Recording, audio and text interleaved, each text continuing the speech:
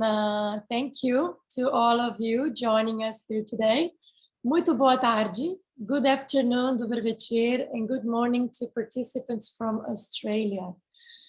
It's our privilege and honor to host in our monthly Slow Global program, the Slovenian businesswomen, executives, researchers, leaders of family business from all over the globe and from Slovenia.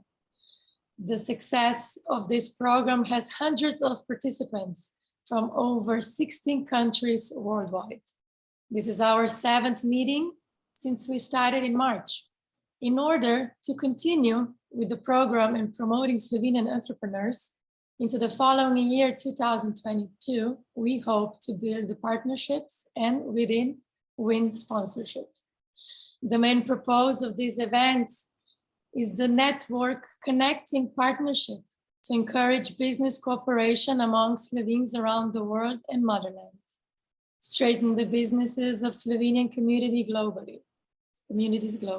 Therefore, our Slovenian Global Business Network, Slow Global organization, is building the online business network platform with the help of the Ministry of Foreign Affairs to promote, connect, and inform the Slovenian business diaspora and expats. This platform will be presented at our 2nd annual virtual conference, which will take place on December 14th, with the theme From Minorities to Majority. I warmly invite you all to join us in December as well. We will send the link to register here into the chat box. Mateja Perovšek-Čupin is my name, and I'm the Executive Director of Slovenian Global Business Network, organizer and the host of this program. At today's event, we're especially honored to welcome a Melbourne-based speaker, a Slovenian-Australian, Dr. KAJA ANTLEJ, a very interesting person with many experiences to share. Thank you for accepting the invitation as a guest to this meeting at such an early hour. Dr. KAJA ANTLEJ is a researcher working in the intersection between advanced technology and its virtual reality applications. Today, she will also provide some insights into extended reality experiences from museums to space, digital heritage, virtual museums. She obtained PhD in Museum and Heritage Studies at the University of Ljubljana, Slovenia. In addition to being very academically active with publications with partners in several countries, KAJA is also very committed to unite Slovenian communities around the world. If you have any questions, KAJA will welcome you to open Q&As. So please, KAJA, I will pass the word to you now. And maybe just for a quick introduction, let's begin by telling us where were you born and grew up. Please. The floor is yours. Yeah, thank you so much. I hope you can see my first slide. And I would like to maybe first share before I answer to your question that I would like to wish to begin by acknowledging the Borowarang people of the Kulin Nations, the traditional custodians of the land on which I speak to you today. As we gather for this meeting, physically dispersed and virtually constructed, let us take a moment to reflect the meaning of place, and doing so to recognize various traditional lands on which we do our business today.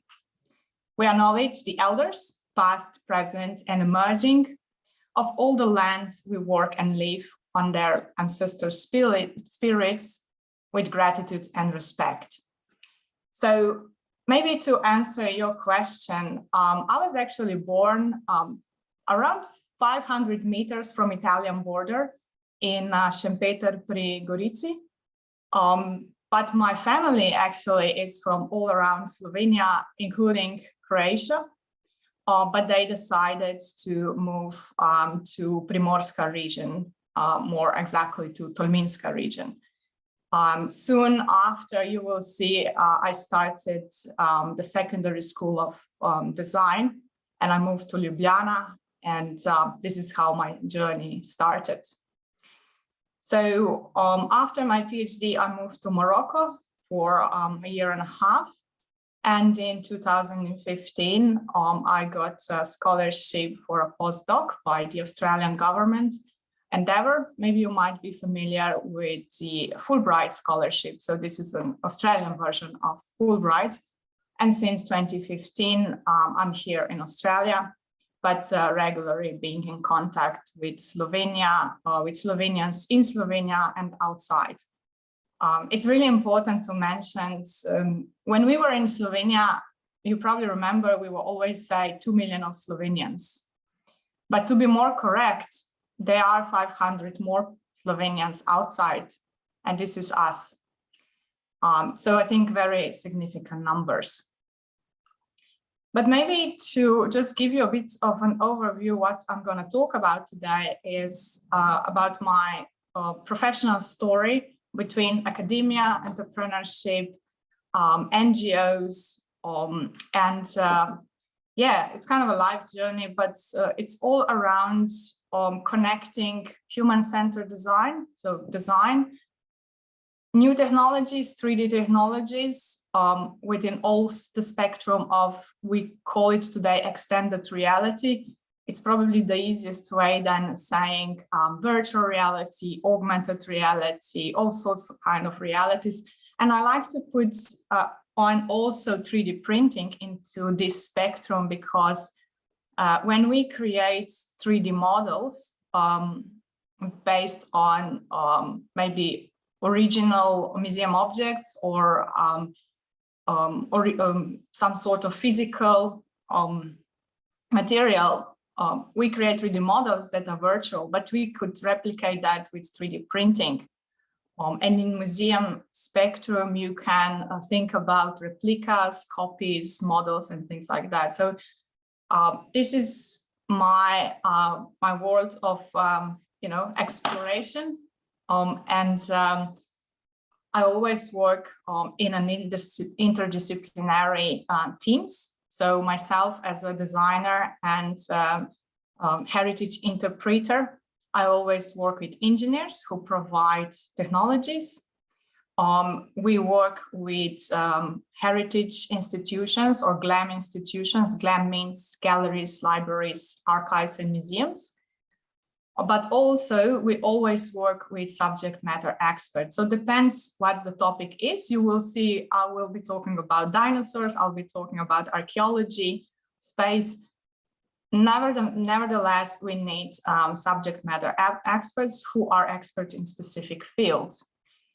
And our aim is to create engaging and meaningful experiences of heritage, cultural heritage and natural heritage for end users. So those could be local communities who visit museums, school children, even researchers, or maybe tourists who bring some economic opportunities to the local community, to the region.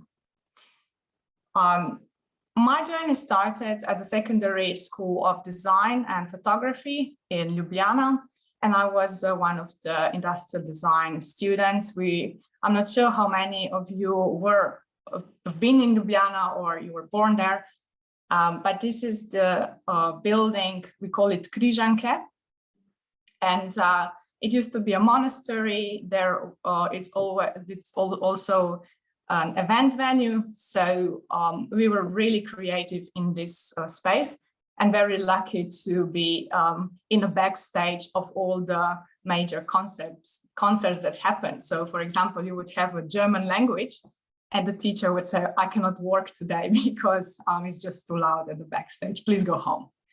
That's happened to us once. And we had geography actually in one of the, where the auditorium is. So it was really, really important time for me being a young, between 15, 18 years old designer. But yeah, moving on, I was then accepted at the Academy of Fine Arts and Design at the University of Ljubljana, again, studying industrial design.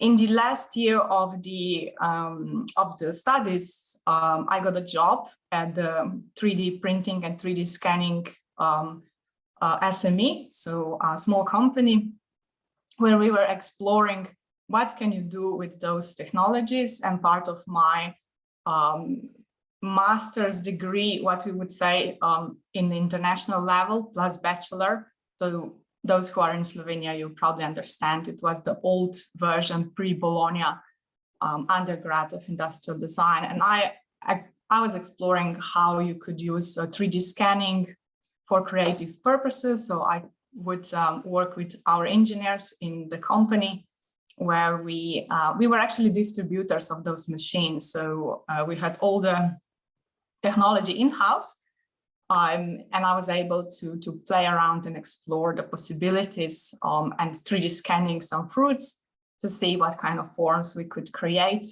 and perhaps make some sort of household products like platters, vases, and maybe some lights and things like that. So it was really interesting time.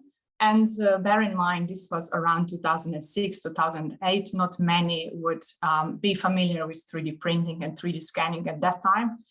And that was quite exciting. I was also interested in cultural heritage. And for example, we worked with Plečnik's house in Ljubljana, and we tried to explore how can we create souvenirs for museums based, or maybe those protocol gifts that a mayor would give to someone who would visit an international visit. So for example, we took a chair that was designed by Jože Plečnik, and you can see that he already redesigned an old bucket. So we redesigned it further, and using 3D scanning and 3D modeling technology, we then created a 3D printed master. So tiny, so we shrink the scale down. A tiny little brooch was created based on the 3D printed master, then investment casting in silver. And here we go, you've got a really interesting protocol gift. So my PhD then at the University of Ljubljana was a journey around how can we use those technologies to interpret industrial design museum objects. In our case, I took the K67 Kiosk designed by Professor Sasha Mechtik, who was also my undergrad supervisor in design. And it was an interesting topic because you might heard that this kiosk is a part of the MoMA, Museum of Modern Art in New York, as a museum object. But on the other side, it can be also an architectural object. So in both directions, I try to explore how can we interpret quite large museum object. And with the Museum of Architecture in Ljubljana, they had a traveling exhibition and quite a lot of issues with, putting this large object into their traveling exhibition that traveled, I think, into 13 countries. So we decided to go with a scale model. So we 3D digitized a part of important details. We 2D digitized original drafts, 3D model it, and created some sort of puzzles that you could also use in the museum as a kind of a puzzle game for children or even adults who would be interested in exploring different shapes, some sort of an IKEA or Lego type. And this year, or actually last year, we also did some virtual reality experience. Interestingly enough, I think it was around 3 years ago, we went on a hike here in Australian Alps Victorian Alps. And all of a sudden, there was this blue kiosk at one of the skiing resorts in Australia. So we were aware that there is one kiosk that was sold to New Zealand, but we were not aware that one was actually also in Australia at the skiing resort. So if you go to Mount Buller, you might be able to see it. And they still use it as a part of the measuring house for skiing competitions. So yeah, we're working with the kiosk further. I don't want to say more about it because as you Slovenians, you probably are quite familiar with this important modernist design icon. I think around 7,000 were sold across 1970s to 2000. So after my PhD, I moved to Morocco, and there I was involved in two projects, and one was related to promotion of women's rights in Rabat. I was living in Casablanca, but those images here are mainly from the public park that I was involved both as a volunteer and the first was EVS, European Voluntary Service, which was a program, I'm not sure whether it's still going on, by the European Commission. And the second one, I was invited by Khadija Kabash, who is a famous Casablancan artist and designer. And she had a project how to revitalize a public park, especially for younger generations and those who were unemployed, to give them some sort of a platform for creative expressions. We had lots of creative workshops related to music, dance. We created mosaics, as well as you can see birdhouses. Morocco is a fantastic place to visit. And if you're interested in modernism, there's a lot of things to see. So after Morocco, or actually during the Moroccan time, myself and my design colleague from Slovenia, who at that time lived in Germany and in Berlin, and another Slovenian colleague in Ljubljana, we were in all three places at the same time, and via Google Words, we created rules of our association, and we registered it in Ljubljana. So the association called Cicada, and it was for promoting creative citizenship. So through this association NGO, we were doing creative workshops for various organizations. We gave talks about new technologies and how to make citizens, global citizens, more creative. Also at that period, when I came from Morocco, I was also accepted to be a young entrepreneur as a part of the Entrepreneurially into the Business World Accelerator at the Regional Development Agency of Ljubljana urban region.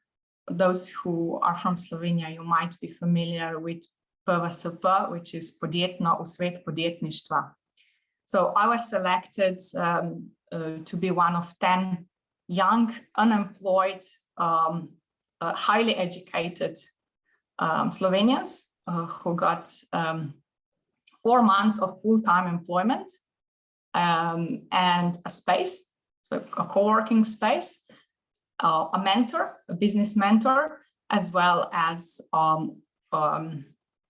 lectures around entrepreneurship. And that was really important for my growth and my personal brand to establish some sort of consultancy in the area of digital heritage interpretation. So similar what I did for a PhD, I then moved into more entrepreneurial waters to help museums incorporate 3D technologies and create engaging experiences. You will see that I do very similar thing now in academia. So it's just a matter of a platform. So I think that's the important message that I might want to give you later today. It's really about do what you want, but it doesn't really matter what the platform is, whether it's an entrepreneurship platform, NGO, academia, or maybe even government platform.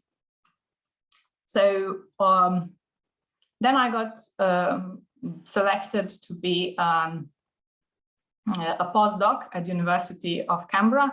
I'll tell you about this project a little bit later, but maybe before that, I got invited to become the second person when the Slovenian Australian Academic Association got established in 2015 by Dr. Robert Waters.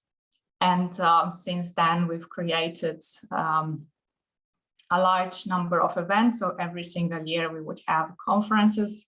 I can see Yuri here also present, who is our coordinator for Brisbane. We've got Mateja here, Slobodnik, who is our coordinator for Sydney.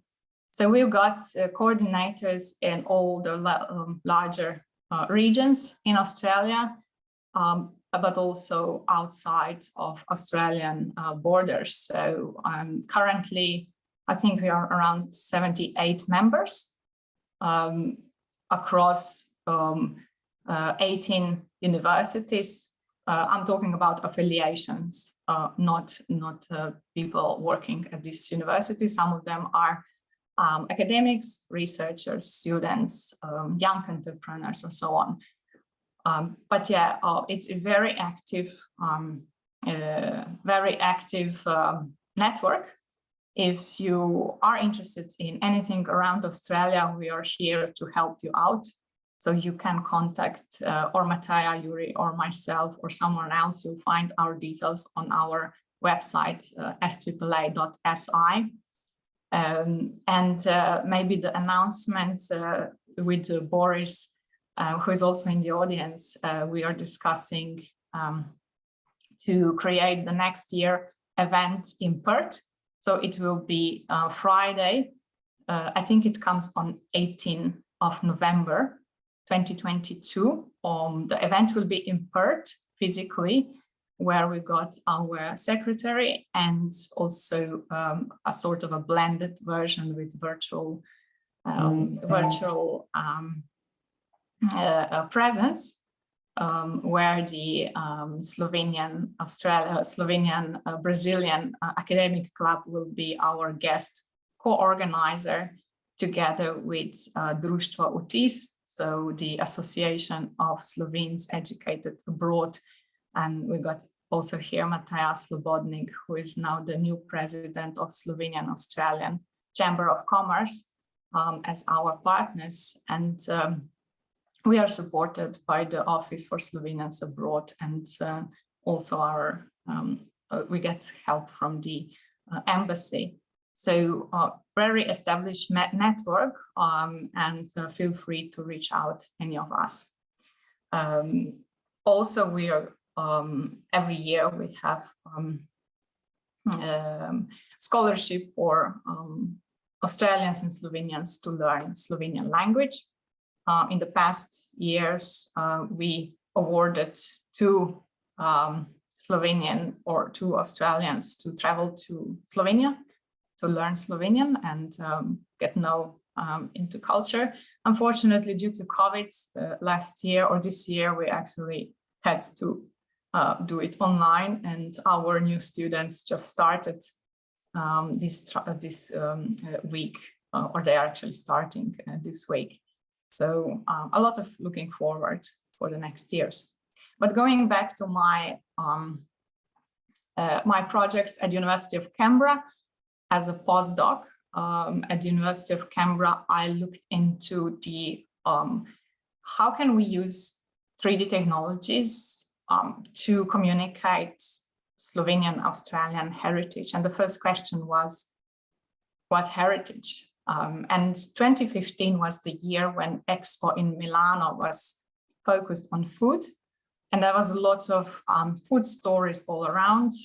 There was also quite a large technological movement in museum maker spaces, where museums would establish some sort of 3D printing facilities at their sites for museum users to explore their objects and maybe 3D print their copies. And as well as it was a movement in 3D food printing. So a lot of startups started to explore 3D food printing for various purposes, whether it's health or maybe more fancy ones like catering. And the idea that we've developed based on the interviews we did with Slovenian Australians across various cities, we established a scenario to 3D print potica because the research said that that's something that's really difficult to make. I can say from my own experiences, and it takes a lot of time. So not, especially younger generations, they would not have time to make potica every time. It's also interesting in Australia, we eat all this pastry when it's 30 or 40 degrees during Christmas. But anyway, the idea was that, okay, if we use 3D printing technology, then we can explore different shapes or different textures or different patterns. We don't need to have this traditional spiral pattern. And what we could do, there is an online collection of Slovenian patterns by Victorian collections. We could use a pattern there, apply it, rotate in an app, and maybe in a museum maker space, then create a potica in a little bit different shape with different pattern. So that's already been done, something similar at the University of Cornell,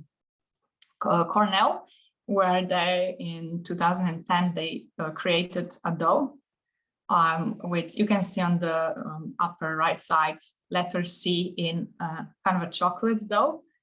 And the other is just original one. You still need to bake it, but I think that would be possible if you have 2 syringes for the 3D printer. So maybe that's something for the future to work on. Then I was just too quick and my computer got frozen. That's fine. So then when I joined Deakin University in 2016, I worked on the project with the National Wool Museum, as well as with famous paleontologist, Professor Pat Vickers-Rich and her husband, Tom Rich. Interestingly, it was a Slovenian connection through Draga Geld, who used to work with Professor Rich as a technical assistant. And yeah, we were exploring how to create engaging experiences with mixed reality. So, for example, one experience was where museum visitors would paint a dinosaur. It's interesting because we don't know what kind of colors dinosaurs were, but based on scientific research, we also wanted to give them an opportunity, the visitors, to explore what it is to be a scientist. So how science define, how they hypothesize certain things. So in this question about the colors was whether dinosaurs were colorful like birds today, because we know some dinosaurs evolved from birds, or whether they use camouflage colors for similar to lizards. So yes, we gave them definitely a creative freedom, but some of them will go more into the camouflage color, some into more vivid color. So that was quite interesting because it was a total immersion of mixed reality or virtual reality. It was live streamed to a big screen because we wanted that other co-visitors would also see what is happening in the headset. And that was kind of a prompt for the for museum visitors to talk to each other. We also 3D printed a replica of reconstruction. So the size is not scaled down. We're talking about polar Victorian dinosaurs that were a bit smaller because of the environment. It was really harsh environment. It was within Antarctic Circle, 3 months of darkness, ice and cold. This is how southern part of Australia used to look like 106 million years ago. And because of that, dinosaurs were actually smaller. If you touch that 3D printed dinosaur, you would also see the texture, original texture from the reconstruction in virtual reality. We intentionally didn't 3D print the tail because it's very important when you design for museum experiences, physical ones, that you design it in a safe way. The tail was pretty long, more than 1 meter long, and you have it in virtual reality, but not in physical one.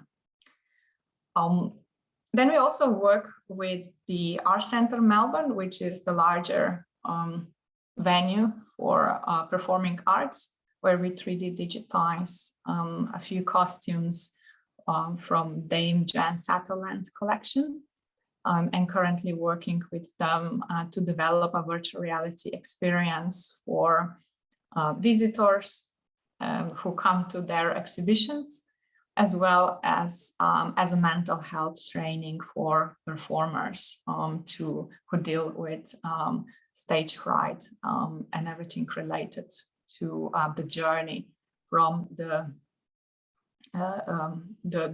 room towards the hall and then wings and the stage, which is quite important for them. We also work with our students who explore different technologies. One of the most interesting projects here is also we call it Geelong Inventions, and it's really about exploring how these technologies could help communicate Geelong Inventions. So Geelong is a regional city, 80 kilometers from Melbourne. It used to be a very industrial city that lost a lot of manufacturing sites just a few years ago, and it's currently going through major reinvention with advanced manufacturing, carbon fiber, digital technologies and similar. And in the end of 2017, the city got awarded as a UNESCO City of Design, and they also created a community-led 30 years vision to be a clever and creative city region. So we work with PhD students as well as undergrads and research colleagues on youth. So a utility vehicle is an iconic Australian design. It's not a pickup like in the US, but it's on a car chassis. So it's a very interesting story behind it. So the car was developed by Ljubljana for Ford in 1934, but the story goes that to Ford, it came a letter from a farmer's wife who sent that, so imagine this was 1930s, that was a great recession, and they were not able to buy 2 cars, one for the Sunday drive to church and one to carry their pigs on Monday market. So that was said in the letter, and if they could solve this problem. And another point, in that time, you were not able to get a loan from the bank for a car. You could only get the loan for a farmer's vehicle, a truck. So yeah, they kind of designed, merged together those two needs and created a youth utility vehicle, which became a very important Australian icon, and we are currently exploring the way how to communicate that. We also got a PhD student on a co-hotel, Coventry University in the UK and here Deakin University in Australia, who is also looking at a similar object. It's a petrol electric car from 1927, which is currently at the Birmingham Museum, and he developed a game, some sort of escape room, virtual reality escape room, and the reward is that you find the car and you turn on the engine. So yeah, still stay tuned for those experiences in relation to youth and Geelong Inventions. Another project is in collaboration with a couple of Slovenian colleagues, and Miran Eric established a network how to connect all researchers working on early watercraft areas. So we consider early watercraft as a very important human invention, because according to Detlev Elmers, he said that in fact only 3 times in human history has man succeeded in leaving his environment, natural environment, the dry land, and penetrating into other dimensions. And on each occasion, a special apparatus was required. First, the boat, then the aircraft, and finally the rocket. So hopefully one day early watercraft, wherever it is, it's a very important human invention, will be also part of the UNESCO, perhaps intangible heritage, because it's not only an archaeological heritage, but also living heritage. A lot of indigenous community, and I believe in Brazil as well, they still use those within their communities. So speaking of space, here in Australia, there is currently quite a big push from the Australian government around space industry. And why is that? With digital transformation, advanced manufacturing, and also Industry 4.0, those are sort of critical enablers of the entrepreneurship or entrepreneurial innovation-driven movement. We call it NewSpace. They are democratizing the previously very closed space sector, when you've got only governments, big governments, working with big companies. So now we need more people, not only in STEM, science, technology, and engineering and maths, but also in humanities and social sciences to work in this industry. Why going to space? It's usually the main question when we've got so many problems on Earth.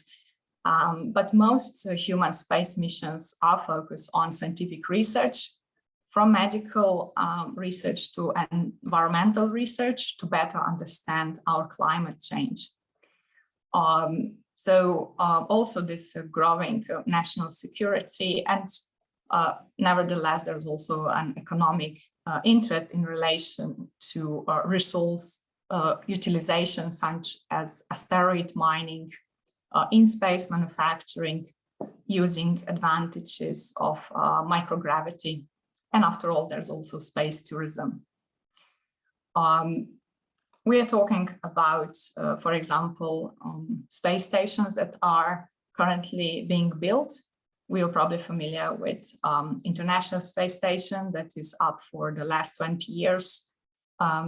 It might stay for a couple of more years, but then NASA already said that they're not anymore interested in low Earth orbits. They're moving toward the Moon and Mars. And the low Earth orbit will become a commercial place for commercial activities, where you will be able to actually rent a place or a room in those models of the space stations for research or commercial purposes. So a lot of things is going on, and maybe just to give you a few numbers. So according to Deloitte, here in Australia, it's a bit small industry. We contribute only around 1% of the global space sector, but the government is working towards the growth of 7.1% per annum over the next 5 years.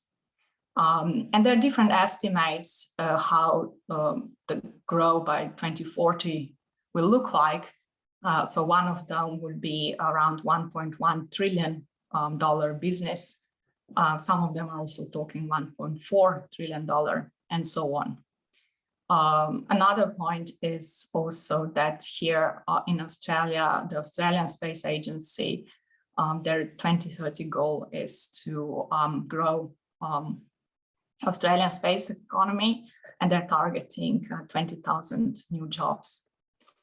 So I did the Southern Hemisphere Space Studies program in 2021. It was very intense, a very great collaboration with European colleagues, Australian colleagues, and because it's Southern Hemisphere, a lot of our colleagues were also from Latin America. And it was an interesting collaboration. We had a team project that was related to how space assets and technologies could help with bushfire management. But what I'm more interested in is, as a designer or heritage interpreter, I'm interested in humans and human habitats. So, for example, my students at engineering design master's degree, last trimester, they were working on how to create a space hotel or a solution for its guests. So, for example, this winning team created a space hotel, capsules inspired by capsule hotels that you got here on Earth. The images you see on the right side and also behind me in the background is our School of Engineering building. If you're ever here, I'm happy to take you around. It's a really nice glassy facility, very much designed for co-working.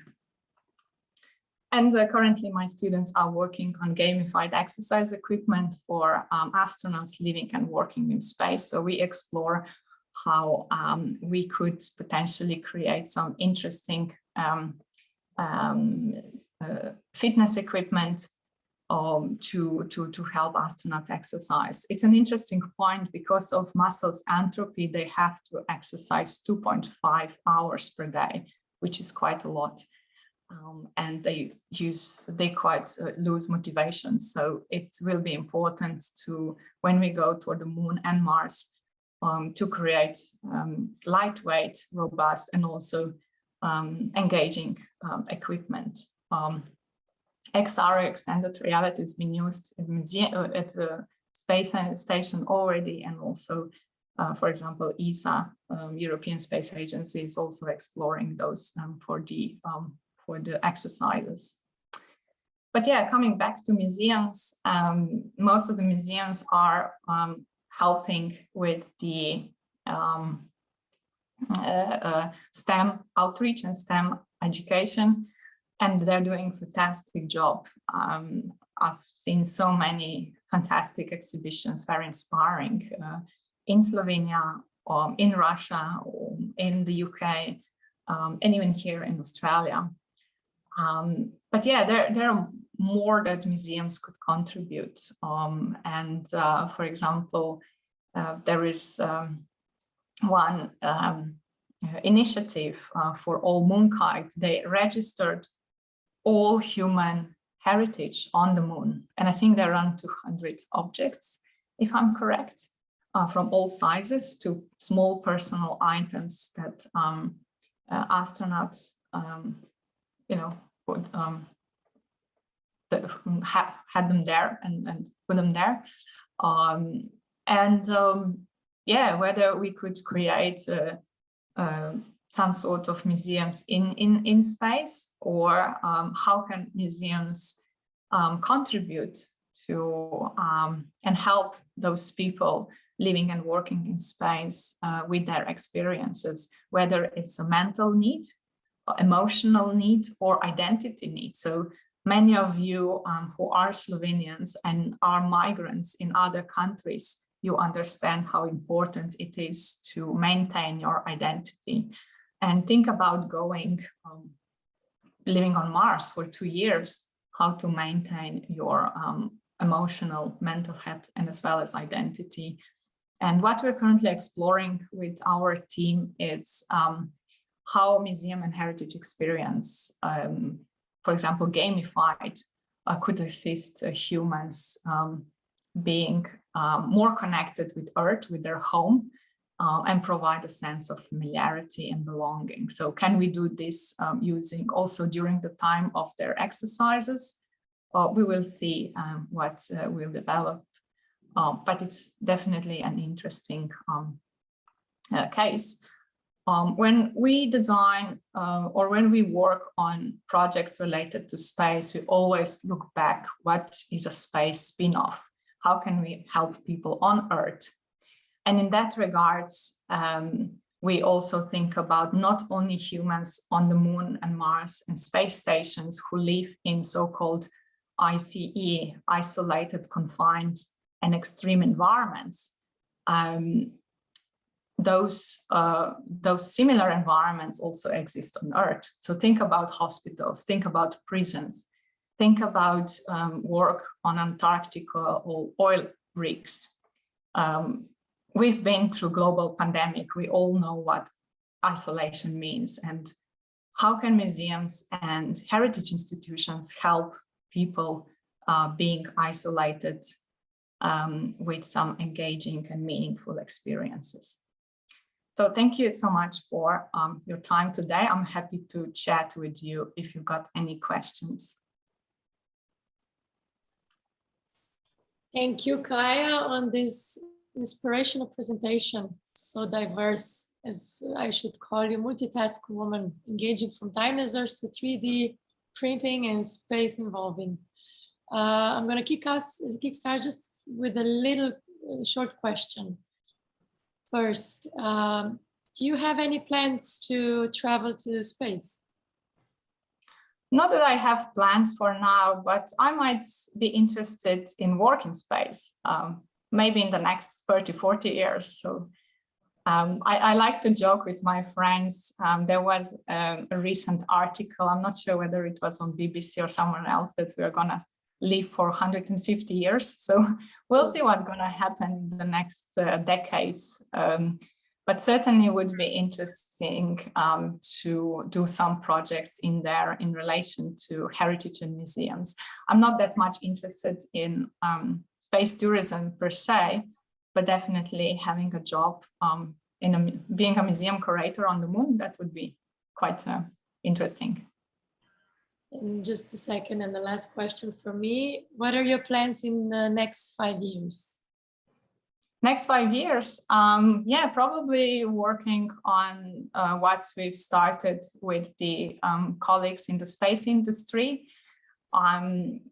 because when you do human research, it takes some time to really establish the research protocol. We would like to test our solutions on maybe analogs, whether it's in Mojave Desert or Hawaii, Antarctica or similar, or maybe even on the ISS or the future Axiom Space Station. So I'm definitely looking forward to collaborate with amazing people across various continents and be creative with them.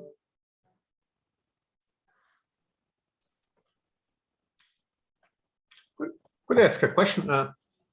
Kaja, how do you see the trend in the future for that technology that you're working with? I mean, will virtual reality actually replace tourism? People will no longer travel because, I mean, they'll have life experiences on virtual reality, no?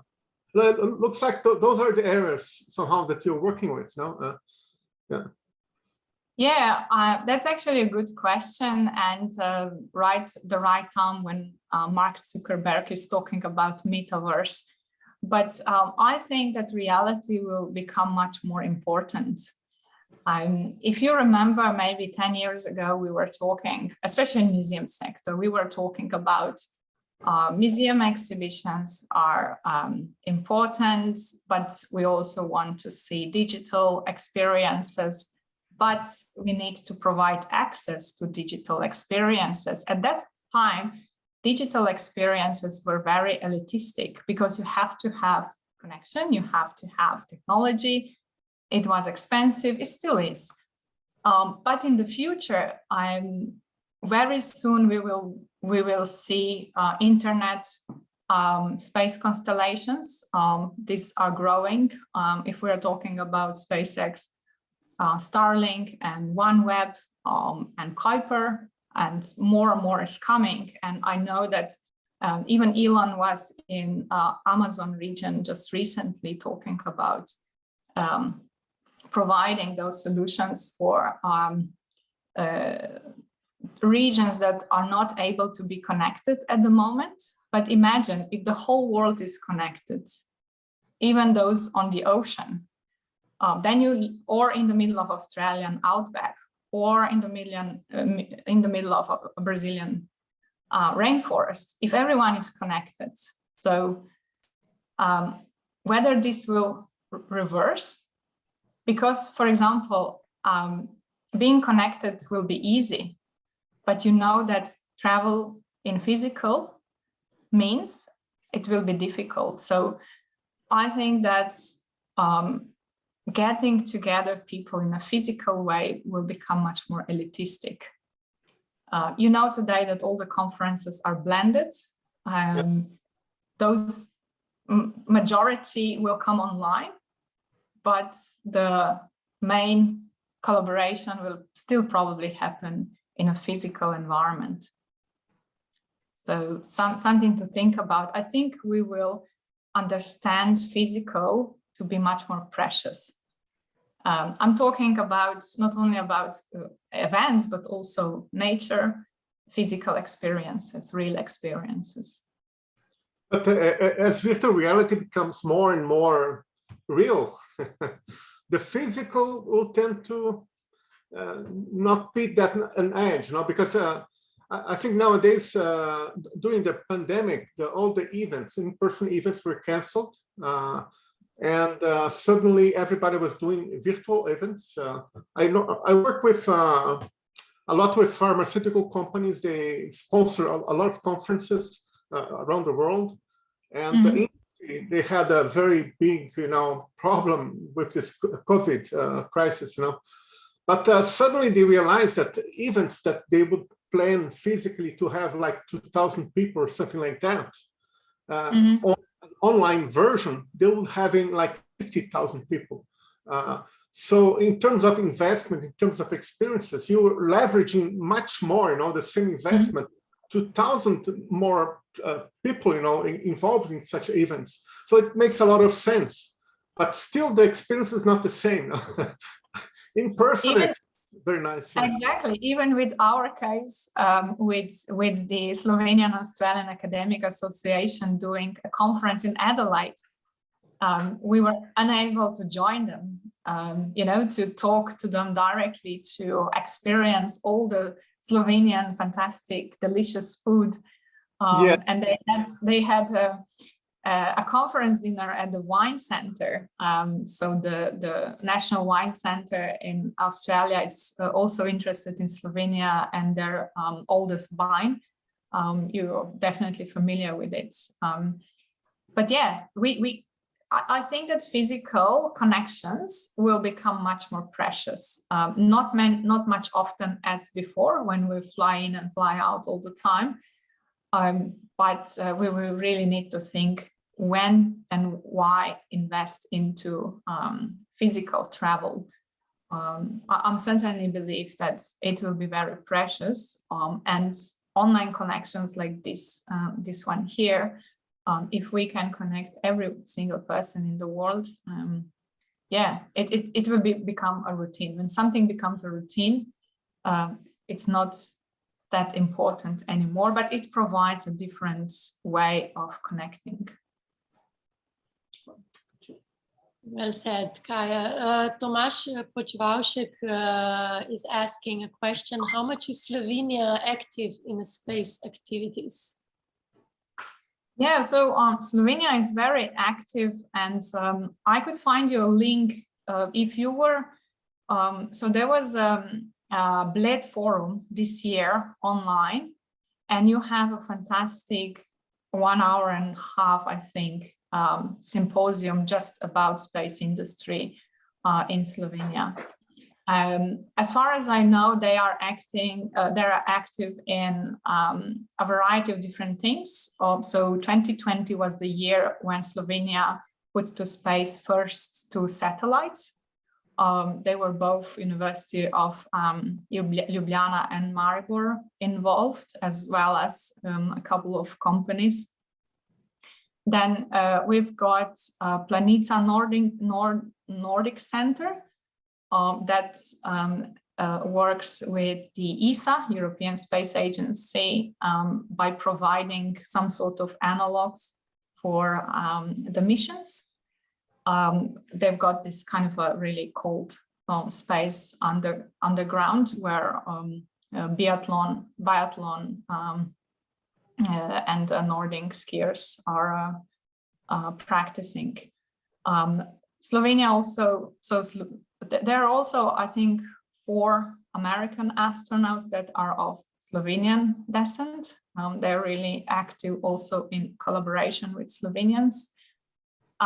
Interestingly, there is a company in Slovenia that I was actually not aware before.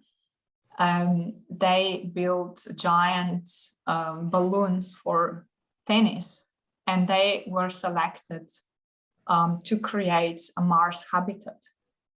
So a lot of activities are going on, and Slovenia is not a full member of ESA, but they are a part member similar to Canada. Do you know any names of the Slovenian companies? I would need to look into that, but yeah, Yuri posted some info in here, but happy to share, or you can go to Google, to YouTube, Bled Forum this year, a few months ago, space industry session. It's a really good overview of everyone involved. Thank you. Anyone else would like to make any comments or? Yeah, your background, it's design, but you do a lot of work related to architecture also, no? Like designing space, living spaces and things like that. How do you describe yourself? I mean, my daughter, she's studying architecture, and I find things that you're doing very interesting, and somehow I'd like for her to meet you and talk a little bit of what you're doing. That would be very interesting. But it seems the things that you're doing have a lot of intersection with architecture also, no? It's very interesting. Yeah, thanks. I would love to talk to your daughter if she needs any help or advice or whatever.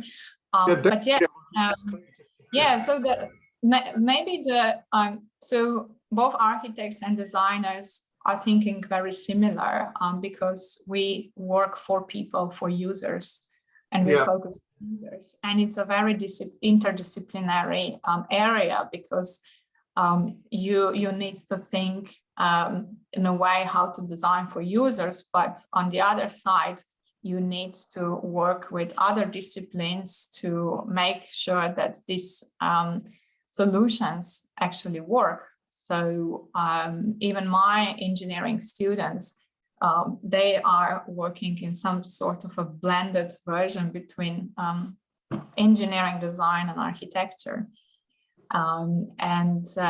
Especially, for example, if you've got systems engineering or nevertheless mechanical engineering, electrical engineering, there are all those disciplines involved to make things happen, as well as on the other side, psychologists, sociologists, people who work in the area of teamwork are very important. So maybe the main difference between designers and architects is just the scale.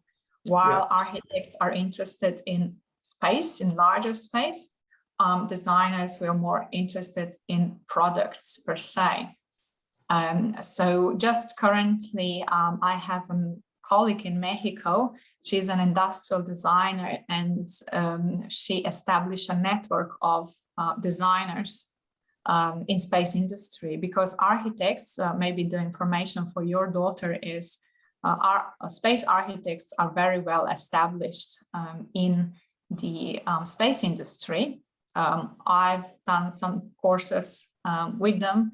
I go to their events, and they do fantastic job. But as we move forward from, you can also see that International Space Station looks more as a machine in comparison what we see from SpaceX and Blue Origin, where now, and also Axiom Space just currently had an open position for an industrial designer. So more and more designers are coming into space industry, because we don't want to only, how they say, survive, but we want to thrive. And humans, we're not machines. We have our needs, and it's important for also our performance to be comfortable. Yeah. Oh, thank you very much. Thank you, Boris. Anyone else?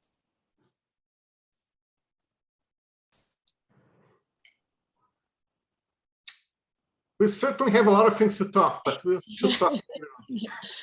So Yuri Karlošek is also sharing here the SAAA webpage, so you can see what are their activities. So I would also like to thank Ms. Cristina Vidrich, a public worker at the Unicamp University of Campinas in Brazil, for introducing us today to Dr. KAJA ANTLEJ, our speaker today. Thank you for this connection. Thank you, Cristina. Thank you. Okay, so we come to the end, and I would like to thank also our partners: Chamber of Commerce, Slovenia, Brazil, Slovras, Slovenian Australian Chamber of Commerce, Government Office for Slovenes Abroad, and Spirit Public Agency Slovenia to make this event happen. So I'm very happy to see all the familiar faces here once again. Everybody coming from Canada to Australia today. So I'm very happy to have you here, and have a lovely day in Australia. Good night to Slovenia and countries in Europe, Italy, and good evening in Brazil. So thank you all for coming one more time. Have a safe, well, and happy holidays if we don't see each other again. And goodbye. Okay, bye-bye. Thank you. Yeah.